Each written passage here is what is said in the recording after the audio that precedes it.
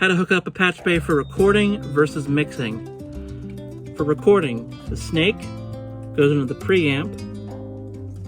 The preamp out goes into the DAW in. For mixing, the DAW out comes out here, goes into the outboard input, half normaled.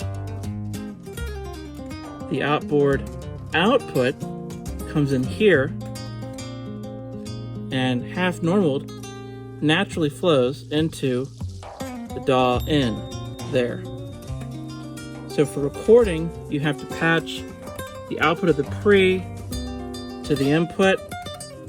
For mixing, you don't. It's all just half normaled flow.